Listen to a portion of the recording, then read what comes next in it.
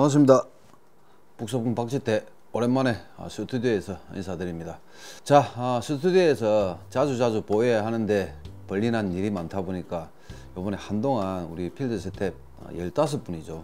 필드 스텝 분들과 함께 출조도 가고 임명식도 하고 많은 좀 시간을 보내다 보니까 이렇게 스튜디오에서 인사드리기가 참 쉽지가 않네요. 자, 오늘은 그래서 9월이죠. 이제 감성돔 본격적인 시즌이 시작된 듯 합니다. 그래서 감성돔 초반 시즌과 영등 시즌에 감성돔 낚시에 대해서 이렇게 이야기해 보고자 카메라 앞에 섰습니다.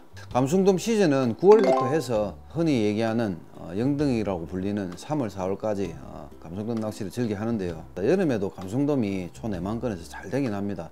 하지만 여름에는 또 제가 좋아하는 긴꼬리 뱅에돔이나 일반 뱅에돔 원줄을 이렇게 데리고 가는 뱅에돔 낚시가 있기 때문에 여름에는 철에 맞게 뱅에돔 낚시를 즐겨 하곤 합니다. 자, 저도 여기저기 방파제권에서 내만건에서 감성돔 소식이 들려와서 움직였습니다. 근데 제가 항상 늘 얘기했다시피 장마철에 민물이 많이 섞인 해에는 감성돔이 좀 빠르게 시작됩니다. 그래서 저도 한 2번 정도 가덕도 고성 내만을 다녀왔습니다. 하지만 갈 때마다 한 20마리 정도씩은 잡았는데 우리가 생각하는 25cm 기준이 되지도 않는 너무 작은 녀석들, 25가 딱 한 마리 있을 정도로 너무 작은 녀석들의 마리수가 많이 낚여서 사실은 제 기준에 좀 부끄러웠습니다. 그래서 영상을 쓸까 말까 릴리즈를 할까 고민도 많이 했어요. 아마 인스타그램을 통해서 보신 분들도 계실 테지만 감성돔 시즌은 9월 중순부터 아마 좀 움직여야 될 듯 보입니다. 초반 감성돔 시즌은 먹성이 상당히 좋죠. 뱅에돔처럼 상층까지 부상을 하진 않지만 중층까지도 올라오면서 입질을 하게 됩니다. 그래서 항상 초반 시즌 감성돔 낚시는 채비가 조금 둔탁한 고부력지의 형태보다 BG, G2, 2B, 3B 저부력을 많이 쓰게 되죠. 초반 시즌에 항상 감성돔을 낚시를 하다 보면 의외로 보수원에 육박했다가 다시 저수온기로 내려갈 이 시기에는 감성돔이 바닥에서 높게는 3m, 4m까지 부상을 하게 됩니다.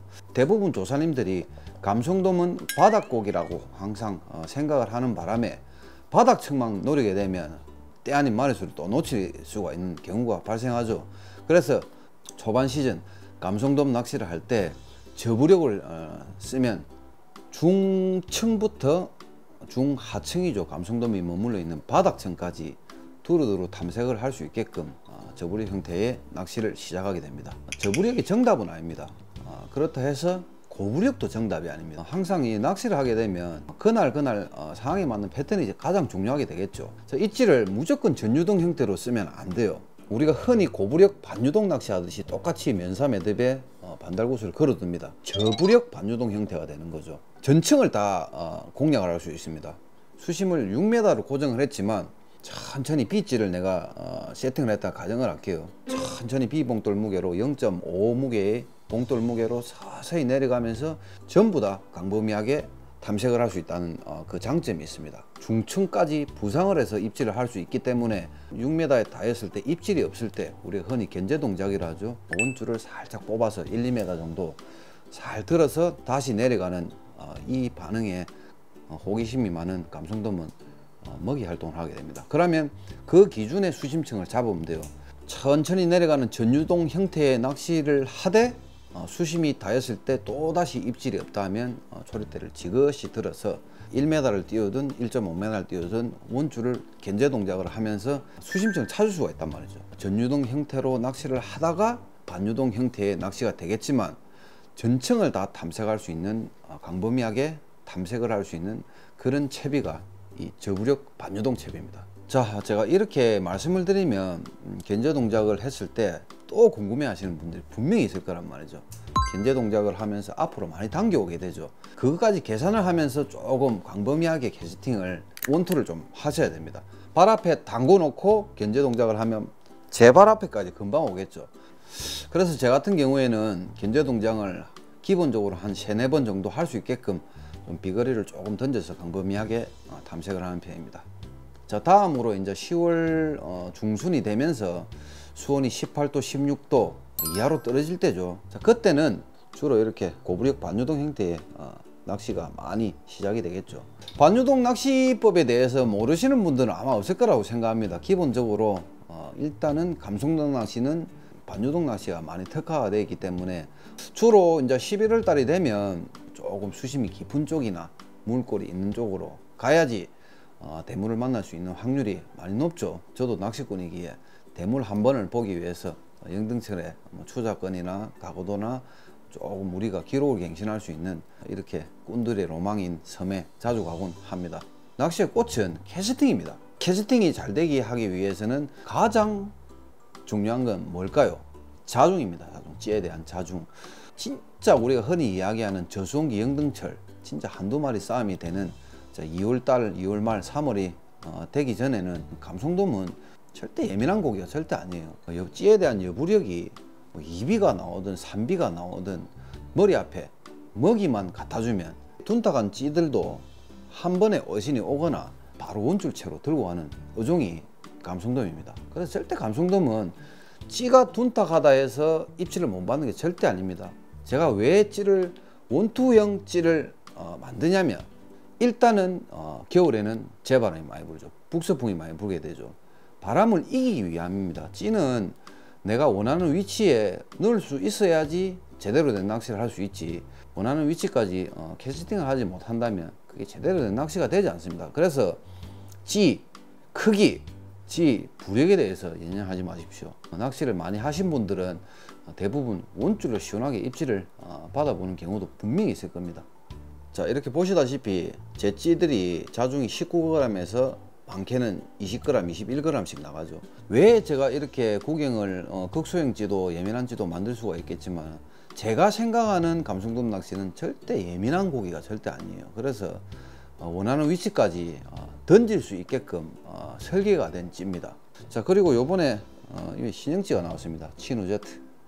이 찌는 기존 초원투보다는 조금 작게 형성이 됐지만 똑같이 중화중심 미채비를 캐스팅을 하는데 조금 줄꼬임이 덜하게 이렇게 제작이 되었고요.